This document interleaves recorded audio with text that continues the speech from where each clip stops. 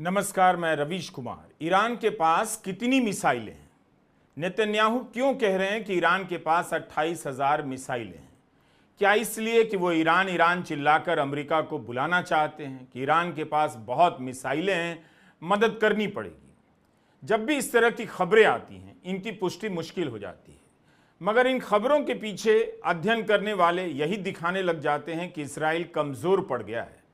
क्या पता घबराहट का बहाना बनाकर, अपनी कमजोरी का बहाना बनाकर इसराइल अमेरिका को ईरान के खिलाफ खींचना चाहता हो। अभी तक की खबरों में ईरान के पास मिसाइलों की संख्या 2000 बताई जा रही थी, तो कहीं 8000 भी पढ़ने को मिली। ईरान की मिसाइलों की क्षमता के बारे में अमेरिका की राष्ट्रीय खुफिया प्रमुख तुलसी गबार्ड ने भी सीनेट में माना तो है, संख्या नहीं बताई, मगर क्षमता के बारे में माना है कि ईरान की मिसाइलों की क्षमता बहुत मारक है। तुलसी गबार्ड ने कहा है कि ईरान ने बैलिस्टिक और क्रूज मिसाइलों को विकसित कर लिया है और उसके पास मध्य पूर्व में अमेरिकी सैनिक ठिकानों को भी टारगेट करने की क्षमता है। नमस्कार, हम आपके सामने ईमानदार और बेखौफ पत्रकार मिस्टर रवीश कुमार जी की नियोता जी खबर लेकर पहुंचे हैं। तो चलिए सुनते हैं खबर और खबर की तरफ चलते हैं। गबार्ड ने ईरान की साइबर क्षमता को भी प्रभावशाली माना। इसका मतलब है कि अमेरिका भी यह समझ रहा है कि वह किस तरह के ईरान से भिड़ने जा रहा है और उसे जल्दी मैदान में उतरने की बार बार अपील कर इसराइल भी बता रहा है कि उसका सामना ईरान से हो रहा है। अब देरी नहीं की जा सकती। Iran has developed and maintains ballistic missiles, cruise missiles, and UAVs, including systems capable of striking U.S. targets and allies in the region. Tehran has shown a willingness to use these weapons, including during a 2020 attack on U.S. forces in Iraq and in attacks against Israel in April and October 2024. Iran's cyber operations and capabilities also present a serious threat to U.S. networks and data. तो America मान रहा है कि Iran ने cyber operation में इतनी मजबूत क्षमता हासिल कर ली है कि वह उसके नेटवर्क को भी टक्कर दे सकता है। 21 जून की खबर है कि ईरान ने इसराइल के खिलाफ साइबर युद्ध तेज कर दिया है। हिंदुस्तान टाइम्स ने लिखा है कि इसराइल में कई जगहों पर प्राइवेट और पब्लिक सिक्योरिटी कैमरे को हैक कर लिया गया है।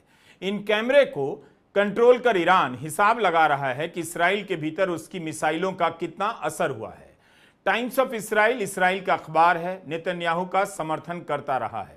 इसमें लिखा है कि ईरान ने शुक्रवार की दोपहर भी मिसाइलें दागकर लाखों लोगों को बंकर में छिपने के लिए मजबूर कर दिया। अब आते हैं तुलसी गबार्ड के बयान पर, जो उन्होंने मार्च के महीने में सेनेट के सामने कही।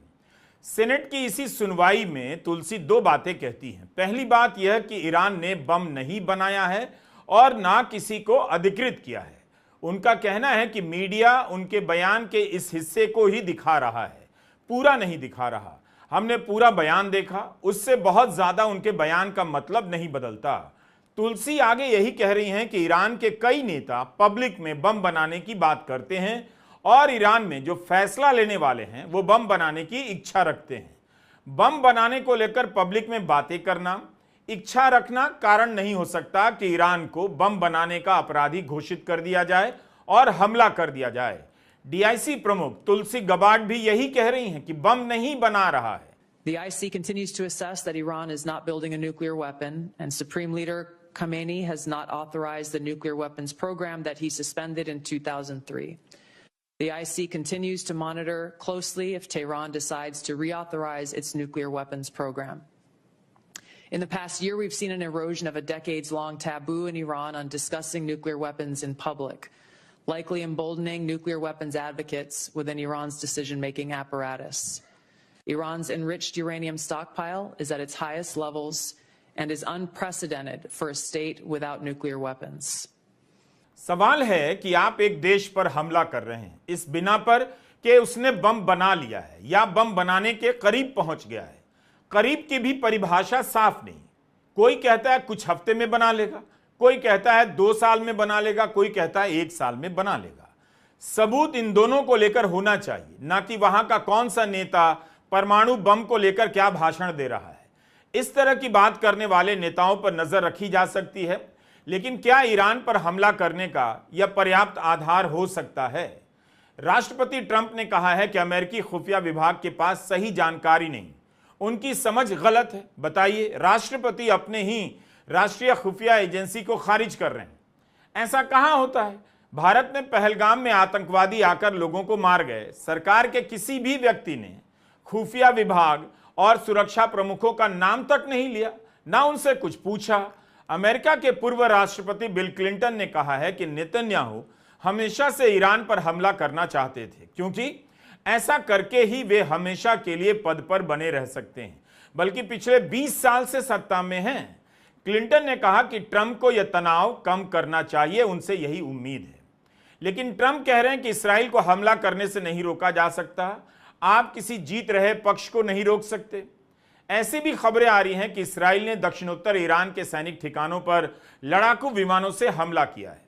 शाम होते होते भी खबर आई कि इसराइल ने ईरान पर भयंकर हमला किया है। इसराइल के अखबार हारेस ने लिखा है कि इसराइल ने ईरान की सेना IRG के महत्वपूर्ण कमांडर सईद इजादी को मार गिराया है। कहा जाता है कि इस कमांडर का संबंध अक्टूबर 2023 के हमास के हमले से रहा है। किसी खबर में इन्हें न्यूक्लियर साइंटिस्ट भी बताया जा रहा है। इसराइल के बंदरगाही शहर हाइफा को कितना नुकसान पहुंचा है, इसकी भी सही से खबर नहीं आ रही। हाइफा पर ईरान ने कई बार मिसाइलें दागी हैं, मगर कितना नुकसान हुआ इसका अंदाजा लगाना मुश्किल है। कुछ जगहों पर हाइफा के मेयर का बयान चल रहा है कि ईरान ने हाइफा शहर के 2 अहम ठिकानों पर हमला किया है, इससे वे दुखी हैं। हाइफा के लोगों को नियमों का पालन करने की हिदायत दे रहे हैं। टाइम्स ऑफ इसराइल में रिपोर्ट हुआ है कि हाइफा में 23 लोग घायल हुए हैं और 3 गंभीर रूप से घायल हैं। ईरान के विदेश मंत्री ने कहा है कि अगर अमेरिका इस युद्ध में शामिल हुआ तो सबके लिए खतरनाक हो जाएगा। कूटनीति के रास्ते पर आना है तो सबसे पहले इसराइल को हमला बंद करना होगा। दुनिया भर में इस बात का इंतजार हो रहा है कि कब अमेरिका इस युद्ध में कूदेगा। अमेरिका के राष्ट्रपति ट्रंप ने कहा है कि ईरान के पास 2 सप्ताह से ज्यादा का समय नहीं है। 2 सप्ताह के बाद अब और समय नहीं। ट्रंप ने जैसे ही 2 सप्ताह की बात कही, उनकी आलोचना होने लगी कि कंफ्यूज हो गए हैं, तो अब कह रहे हैं कि उससे ज्यादा नहीं, 2 सप्ताह लास्ट है। ट्रंप ने अभी भी अटैक की बात नहीं की है। ईरान की बातचीत यूरोप के साथ भी चल रही है, तो ट्रंप ने कहा ईरान का यूरोप पर भरोसा नहीं, ईरान केवल अमेरिका से बात करना चाहता है। फ्रांस के राष्ट्रपति मैक्रो ने ट्विटर पर लिखा है कि ईरान के राष्ट्रपति पेजेश्कियां का फोन आया। फ्रांस ने उनके परमाणु कार्यक्रम को लेकर गहरी चिंता जताई और कहा कि ईरान कभी भी परमाणु हथियार नहीं रख सकता, इसकी गारंटी देने का काम ईरान का ही है। मैक्रो ने कहा कि युद्ध रोकने के रास्ते अभी भी बचे हुए हैं। इसका मतलब है कि फ्रांस अभी से वही लाइन ले रहा है जो 2 हफ्ते बाद अमेरिका लेगा।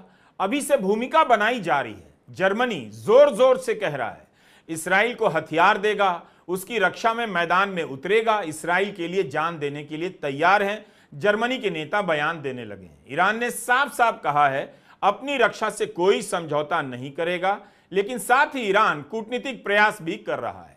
ईरान के विदेश मंत्री ने इस्लामिक देशों के संगठन OIC के प्रतिनिधियों से भी बात की है। ईरान और इसराइल के बीच रूस के राष्ट्रपति पुतिन का बयान भी कम महत्वपूर्ण नहीं। पुतिन क्या कह रहे हैं उस पर नजर रखिए, लेकिन देखिए कि कुछ कर भी रहे हैं। पुतिन ने कहा है कि ईरान को अधिकार है कि वह परमाणु ऊर्जा का शांतिपूर्ण उपयोग करे। रूस और ईरान एक ही तरह की ताकतों से लड़ रहे हैं। रूस लगातार ईरान के संपर्क में है। उन्होंने यह भी कहा कि ईरान में लाखों की संख्या में रूसी बोलने वाले लोग रहते हैं और उन्हें इनका ध्यान है। क्या पुतिन केवल बयान देकर खुद को प्रासंगिक बनाए रखना चाहते हैं, या उनकी भी कोई योजना है कि अगर अमेरिका ईरान पर हमला करेगा तो रूस ईरान को बचाने के लिए मैदान में उतरेगा? 3 साल से रूस यूक्रेन से लड़ रहा है। इस लड़ाई का कोई परिणाम नहीं निकला। क्या पुतिन एक और मोर्चा खोलना चाहेंगे? इस बीच इस तरह की खबरें चलने लगी हैं कि 2 सप्ताह का समय लेकर अमेरिका मध्य पूर्व में अपनी सैनिक तैयारियों को दुरुस्त करना चाहता है। 2 सप्ताह का समय इसलिए लिया गया ताकि अमेरिकी सैनिक सामान मध्य पूर्व के ठिकानों तक पहुंचा दिए जाएं और तब टकराव कम करने के लिए ईरान पर दबाव डाला जाए। अभी तक की यही स्थिति है कि मध्य पूर्व के सैनिक ठिकाने भी ईरान के निशाने पर आ सकते हैं, मगर ईरान ने ऐसा करने के लिए कुछ भी नहीं कहा है। रॉयटर्स, वॉशिंगटन पोस्ट से लेकर अल जजीरा तक नक्शा बनाकर दिखाया जाने लगा है कि मध्य पूर्व में कहां-कहां अमेरिका का सैनिक साजो सामान रखा गया है, उसके अड्डे कहां-कहां हैं।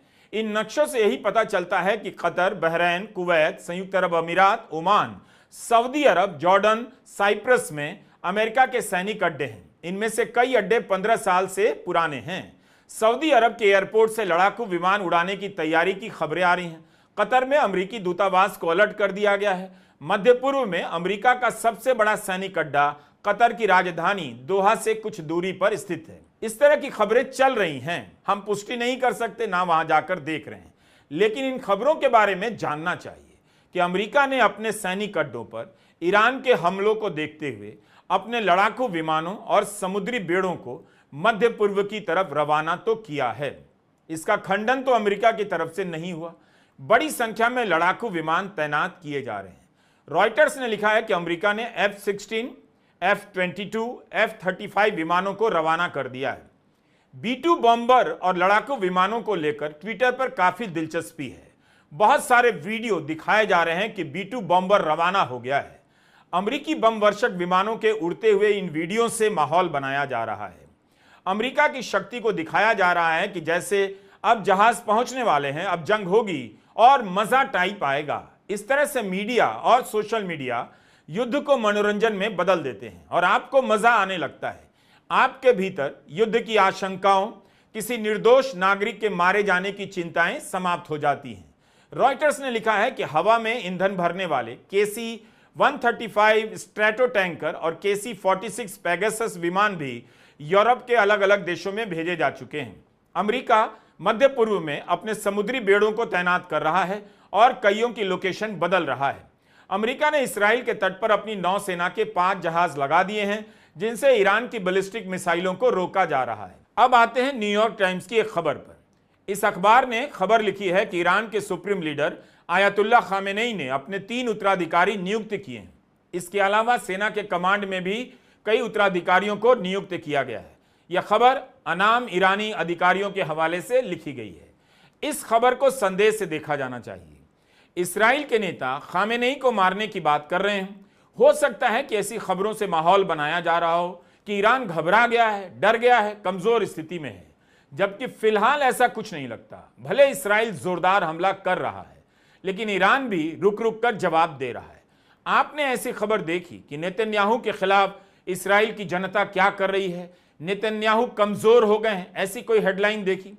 लेकिन न्यूयॉर्क टाइम्स को अनाम अधिकारियों ने बता दिया कि खामेनेई ने अपने उत्तराधिकारी नियुक्त कर दिए हैं। अखबार की खबर है, इसलिए बता रहा हूं। लेकिन युद्ध के माहौल में ऐसी खबरों को हमेशा संदेह से भी देखिए। कहीं से कुछ चलता है, सब जगह छपने लग जाता है। न्यूयॉर्क टाइम्स ने लिखा है कि खामेनेई किसी से भी इलेक्ट्रॉनिक माध्यम से बात नहीं कर रहे ताकि उनकी लोकेशन का पता ना चले। इस लाइन को पढ़ के खूब हंसी आई। संदेह हो गया कि न्यूयॉर्क टाइम्स के पास सही खबर है भी या नहीं। यहां इसराइल में सायरन बजता है, लाखों लोग बंकर में चले जाते हैं। और न्यूयॉर्क टाइम्स क्या चाहता है कि खामेनेई अपनी लोकेशन सार्वजनिक कर बैठे रहें ताकि उन्हें टारगेट किया जा सके। पारंपरिक पश्चिमी मीडिया की भूमिका पर लगातार सवाल उठ रहे हैं। गजा के समय से हमने कई बार बताया कि अमेरिका के मीडिया स्पेस में ईरान पर इसराइल के हमले को लेकर सवाल उठ रहे हैं। नेतन्याहू और ट्रंप के पुराने बयानों और झूठ को दिखाया जा रहा है, लेकिन इसी मीडिया का एक चेहरा और भी है। न्यूयॉर्क टाइम्स की हेडलाइन देखकर लगता है यह अखबार भी चाहता है कि अमेरिका ईरान पर हमला कर दे। जैसे यह हेडलाइन देखिए, बता रहा है ईरान के सबसे गहरे परमाणु ठिकानों पर हमला करने के लिए क्या क्या करना चाहिए। इस दूसरी हेडलाइन में लिखा है कि अगर अमेरिका ईरान पर हमला करता है तो चीन की ताकत की सीमाएं भी उजागर हो जाएंगी। इसी तरह बीबीसी की यह हेडलाइन देखिए। बीबीसी के इंस्टाग्राम हैंडल पर यह पोस्ट की गई है, जिसमें लिखा है कि ईरान की खुफिया परमाणु ठिकाने ऐसे हैं कि सिर्फ अमेरिका ही इस पर हमला कर सकता है। कुल मिलाकर माहौल तैयार किया जा रहा है कि अमेरिका अब आए और हमला कर दे। इसराइल को लेकर यह मीडिया आज से नहीं, गजा के नरसंहार के समय से इसी तरह रिपोर्ट कर रहा है। जैसे गजा में जो हो रहा है, मामूली छीना झपटी और चाकूबाजी की भी खबर ना हो। अमेरिकी मीडिया के एक बड़े हिस्से में ईरान की पहाड़ी फोर्दों को लेकर खूब बातें हो रही हैं कि इसके नीचे अमेरिका का बम किस रास्ते से जाएगा। ग्राफिक्स बनाकर दिखाया जा रहा है, ऐसे जाएगा, इतना ताकतवर बम है अमेरिका के पास। परमाणु हथियार बनाने के उपक्रम को नष्ट करने के लिए तरह तरह के ग्राफिक्स बनाए जा रहे हैं। इसी तरह यह मीडिया इराक युद्ध के समय सद्दाम को लेकर माहौल बनाता था कैसे सद्दाम के पास रासायनिक हथियार हैं जिससे सामूहिक नरसंहार हो सकता है। झूठ ही निकला। अब परमाणु प्लांट को लेकर बना रहा है माहौल। अमेरिका में लोग सवाल उठा रहे हैं, क्या यही ईरान का सबसे महत्वपूर्ण ठिकाना है, या सिर्फ इसलिए ही उसकी चर्चा की जा रही है क्योंकि अमेरिका को हमले में घसीटना है। नमस्कार, मैं रवीश कुमार। उम्मीद करता है आपको खबर पसंद आई होगी। अगर आपको खबर पसंद आई हो तो हमारे चैनल को लाइक एंड सब्सक्राइब करें और हमें कमेंट करके ज़रूर बताएं। तो चलिए मिलते हैं नेक्स्ट वीडियो में, जब तक के लिए जय हिंद।